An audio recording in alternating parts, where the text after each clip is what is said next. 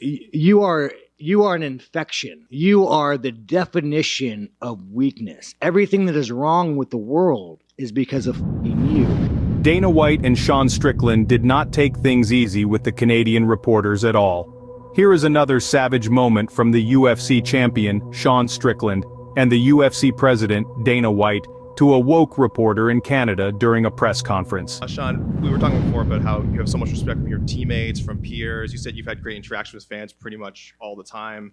I did want to ask, you're in Toronto. Welcome. Glad to hear it. It's been great. Are you Canadian? Of course I am. Are you part of the fucking opposition? Are you? I don't know how to phrase that. You got did you vote for Trudeau?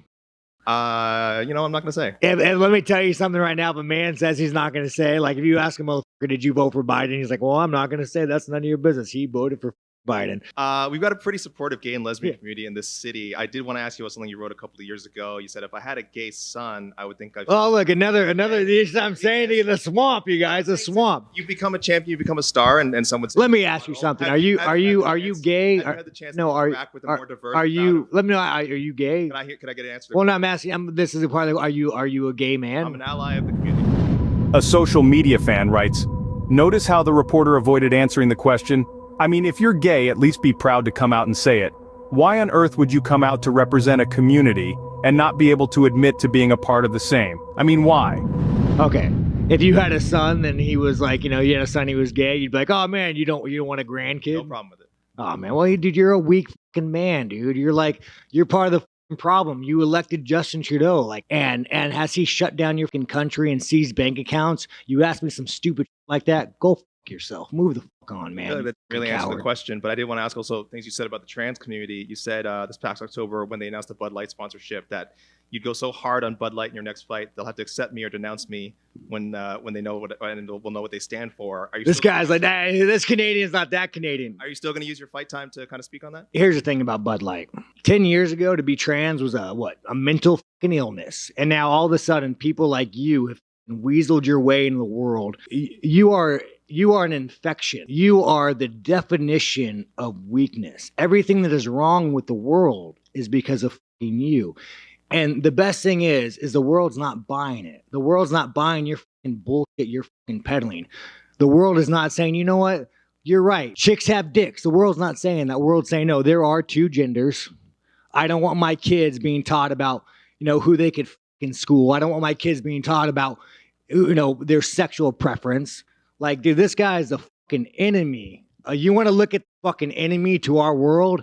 It's that motherfucker right there. Then the UFC champ went on to say he doesn't have a problem with gays, but what his real issue is the fact that they try to bypass the parents and force this idea on children. I like the gays. Here's the thing. I've never, you guys think I've ever shit on a gay man or shit on a gay one? I like the gays. It's freedom. We still have it in America. We'll teach you about it. You guys don't have freedom of speech. I'm surprised what I'm saying is probably gonna get the Canadian government to arrest me. I don't give a fuck what you want to do in life, but don't fucking tell kids about it. Don't teach that shit in fucking school. Don't fucking push your agenda. Don't try to fucking brainwash people. Don't try to go past parents. Don't try to go up past all the shit and brainwash people. Shortly after, Dana White was asked why he doesn't have control on what the UFC fighters can or cannot say. And here is his response. Dana, now, if I could get over here. Sean Strickland, the story of the week, maybe the story of the last year, 14 months. There was a bit of a scuffle earlier this week. Some comments he made, some offensive comments caused some public backlash. But I know you're not in the policy of policing your fighter's speech, but was there any discussion with UFC, ESPN, Bud Light, any sponsors about like how to kind of handle this situation? Zero. Pay attention to the second reporter. You obviously give a long leash to your fighters about, what they can say when they are up there with a UFC microphone and you are getting into territory of homophobia, transphobia. Like, is there... I don't give anybody a leash. Well, I'm saying you... A leash? Like... Free speech. Control what people say. Going to tell people what to believe. Going to tell people... I don't fucking tell any other human being what to say, what to think, and there's no leashes on any of them. What is your question? I was asking that question. I'll move on, though. Yeah, probably a good idea. Now he stutters. I'm sure he never anticipated this response from the UFC president. He went ahead to explain why he doesn't care about what anyone believes, as he believes everyone should be free to do whatever they want. He also mentioned that 2 gay women fought in the UFC recently. That's ridiculous to say I give somebody a leash. Free speech, brother. People can say whatever they want and they can believe whatever they want. And I don't think there's any. We had 2 gay women who fought in the co-main event. They sat on the stage with Sean Strickland. They could give a shit what Sean Strickland thinks, or what he says, or what his beliefs are, or what his opinions are. You know what I mean?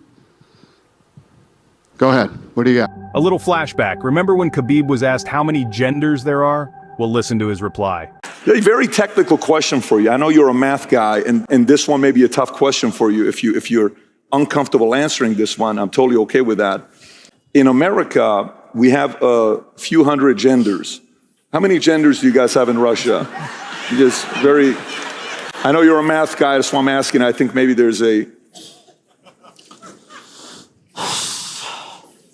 Like.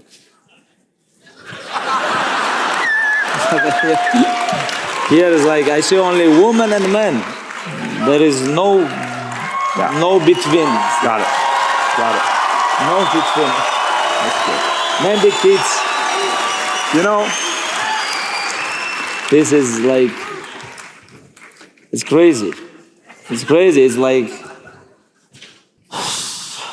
first time in my life, couple weeks ago, and I was in California, I was like, on coffee shop, it's like, I really want to go bathroom. It's like, can I go bathroom? Okay, they told me code, and I'm coming like, 2 bedroom, all gender. It's like, what is this? Where I have to go? First time I see it, like, I stopped, like, I stayed like 5 seconds there, like, where's woman, where's man? I locked the door. Anybody inside? It's like, okay. It's like, I don't know, but I grew up in very traditional place, with very traditional family. I'm very happy with this. Like, I'm from big mountains, and we have only 2 gender. well, you know, listen. That's in the mountains. But when you live in cities in America, there's like 40, 50 genders. Because here, math is like very important to them. So they kind of want to mess with it. It's like I have to be careful? You have to be careful here. You have to be careful here. And that's all for this video. Please let us know what your thoughts are on this famous question. How many genders do you believe there are? And do you believe in freedom of speech? Well, bye for now, and see you in the next video. Please like and subscribe.